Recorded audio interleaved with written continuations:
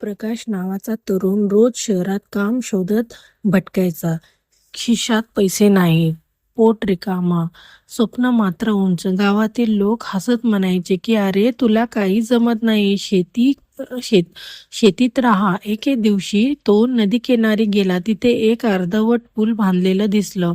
दगड विखुरलेले, काम अर्धवट थांबलेले. त्याला वाटलं की हा पूल म्हणजे माझ्या आयुष्याचं चित्र.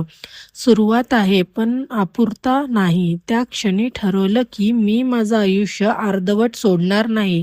कितीही अडचणी आल्या तरी पूर्णत्वाला नाहीये. तो परताला. दिवस-रात्र मेहनत करू लागला. सकाळी लहान मुलांना शिकवणं, दुपारी शेतात मजुरी, रात्री स्वतःचा अभ्यास. झोप कमी, शरीर थकलेलं, पण मनात प्रचंड जिद्द.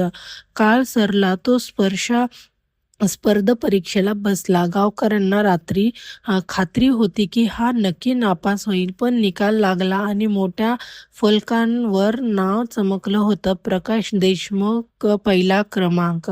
गावभर आनंदाचा जल्लोष झाला. आईच्या डोळ्याला अश्रूचा आणि प्रकाशाच्या मनात एकच विचार की ज्याने सुरुवात केली तो शेवटपर्यंत झगडला तर यश त्याला होतंच. आयुष्य म्हणजे अर्धवट पूल नाही, तो पूर्ण करायला धैर्य आणि सातत्य हवे. अर्ध्यावर थांबलो तर स्वप्न तुटतात, पण शेवटपर्यंत लढतो तरच ती सत्यात उतरतात.